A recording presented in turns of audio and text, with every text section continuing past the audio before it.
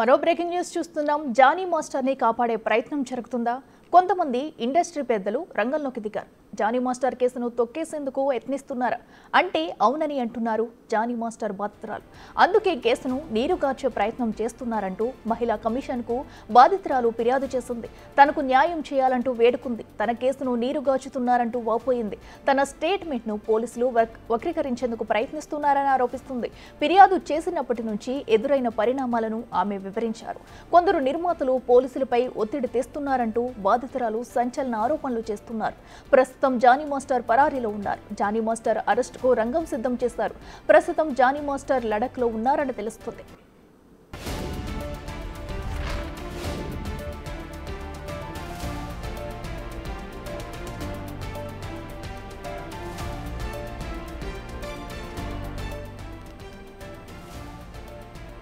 Johnny మాస్టర్ని కాపాడే ప్రయత్నం జరుగుతుందా?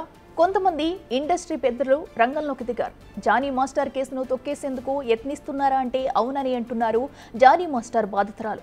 అందుకే కేసును నీరుగార్చే ప్రయత్నం చేస్తున్నారంటూ మహిళా కమిషన్కు బాధితురాలు ఫిర్యాదు చేసింది. తనకు న్యాయం చేయాలంటూ వేడుకుంది. తన కేసును నీరుగార్చుతున్నారంటూ వాపోయింది. తన స్టేట్మెంట్ను పోలీసులు వక్రీకరించేందుకు ప్రయత్నిస్తున్నారని ఆరోపిస్తున్నారు. అయితే ఫిర్యాదు చేసినప్పటి నుంచి ఎదురైన పరిణామాలను ఆమె వివరించారు. అయితే కొందరు నిర్మాతలు పోలీసులపై ఒత్తిడి తెస్తున్నారంటూ బాధితురాలు సంచలన ఆరోపణలు చేస్తున్నారు. ప్రస్తుతం జానీ మాస్టర్ పరారీలో ఉన్నారు. ఇక జానీ మాస్టర్ అరెస్టుకు రంగం సిద్ధం చేశారు. ప్రభుత్వం జానీ మాస్టర్ లడఖ్లో ఉన్నారని తెలుస్తుంది.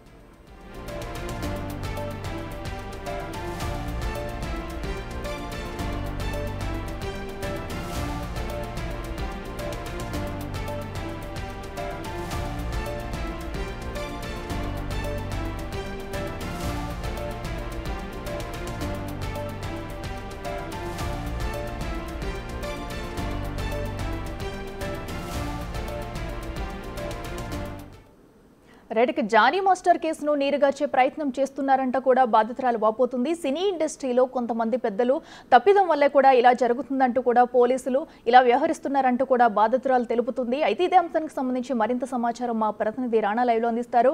రాణా, చెప్పండి. ప్రస్తుతం అయితే జానీ మాస్టర్ కూడా పరారీలో ఉన్నట్లు తెలుస్తుంది. అయితే అతనిపై ఇప్పటికే ఫోక్సో కేసు నమోదయ్యింది.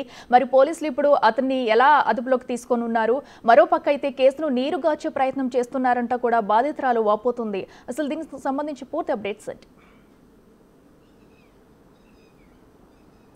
అయితే బాధితురాలు నిన్న మహిళా కమిషన్ని కలిసినప్పుడు కొన్ని అంశాలను ఆమె ప్రస్తావించారు. ముఖ్యంగా ఆమె భద్రత విషయంలో. ఎందుకంటే ఆపోజిట్ వ్యక్తి జానీ మాస్టర్ చాలా పవర్ఫుల్ వ్యక్తి కాబట్టి గతంలో కూడా ఒక రాజకీయ పార్టీలో కూడా ఆయన పనిచేశాడు. దాంతోపాటు ఇండస్ట్రీలో చాలా పలుకుబడినటువంటి వ్యక్తి. సో ఖచ్చితంగా కూడా ఆయన రివెంజ్ చేసుకునే కార్యక్రమాలు చేస్తుంటారు. దాంతోపాటు కొన్ని మాధ్యమాల్లో నా ఫొటోస్ కానీ నా వీడియోస్ కానీ అవన్నీ కూడా వాళ్ళు ప్లే చేస్తున్నారంటూ కూడా ఆమె కొన్ని అభ్యంతరాలు కూడా వ్యక్తం చేసింది. దాన్నే మహిళా కమిషన్ దృష్టికి కూడా తీసుకెళ్ళినటువంటి నేపథ్యం అయితే కనపడుతుంది. అయితే 3 రోజులైంది కేసు నమోదు చేసి, జ్యూరీ ఎఫ్ఐఆర్ చేసి, దాదాపు 3 సెక్షన్స్ నిన్న ఏకంగా పోక్సో చట్టం కూడా ఇన్వాల్వ్ చేశారు. కాబట్టి ఆయన ఇప్పటివరకు అదుపులోకి తీసుకురావాలనేది ఉద్దేశంతో కూడా మహిళా కమిషన్ని నిన్న బాధితురాలు కలిసినటువంటి పరిస్థితి కనపడుతుంది. అయితే దాదాపు 3 గంటల పాటు బాధితురాలు అనేక కోణాలతో కూడా మహిళా కమిషన్ చైర్పర్సన్ నేరల శారద కూడా చర్చించారు. ఆమె 6 సంవత్సరాల పాటు ఎదుర్కొన్నటువంటి ఇబ్బందుల గురించి దాదాపు 40 పేజీల దాకా కూడా ఆమె రిటర్న్ కంప్లైంట్ కూడా రాసిచ్చినటువంటి పరిస్థితి కనపడుతుంది. ఆల్రెడీ డ్రాఫ్ట్ రూపంలో తీసుకొచ్చింది. కొన్ని మహిళా సంఘాలు వారిని కూడా నిన్న మహిళా కమిషన్ దగ్గర తీసుకొచ్చింది. ముఖ్యంగా POW సంధ్యను కూడా నిన్న తీసుకొచ్చినటువంటి పరిస్థితి అయితే కనపడుతుంది. ఓ పక్క ఎపిసోడ్ అలా జరుగుతుంటే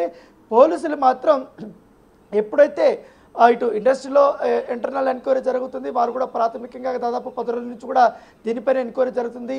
ఆల్రెడీ జనసేన పార్టీ నుంచి కూడా ఆయన ఆల్మోస్ట్ ఇప్పుడు ఎగ్జిట్ అయ్యానుకో చెప్పుకోవచ్చు. ఎందుకంటే కార్యక్రమాలకు దూరంగా ఉండాలనేసి కూడా అప్పటికే ఆదేశించినటువంటి పరిస్థితి పడుతుంది. ఈ కొరియోగ్రాఫర్ అసోసియేషన్, డాన్సర్స్ అసోసియేషన్ నుంచి కూడా ఆయన్ని తప్పించినటువంటి పరిస్థితి కనపడుతుంది. ఆల్మోస్ట్ ఇండస్ట్రీ నుంచి కూడా వేటు పడిన పరిస్థితి కనపడుతుంది. అయితే మొన్నటి నుంచి కేసు నమోదైనప్పటి నుంచి కూడా జానీ మాస్టర్ సంబంధించినటువంటి ఫోన్స్ కానీ ఇవన్నీ ఏమి పనిచేయట్లేదు.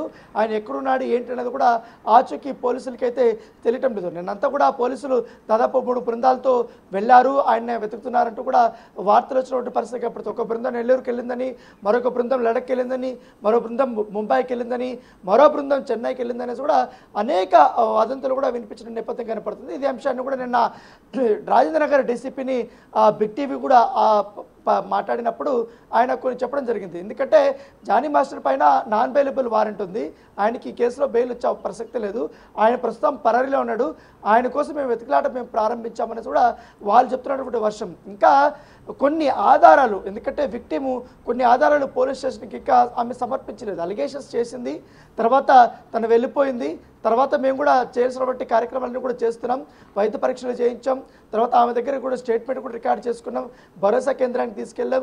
ఇలాంటి వన్ బై ఒక్కొక్కటి జరుగుతుంది. తర్వాత ఇప్పుడు లేట్ అవుతుందనే ఉద్దేశంతోనే మహిళా కమిషన్లో ఇంటర్వెన్షన్ అయింది.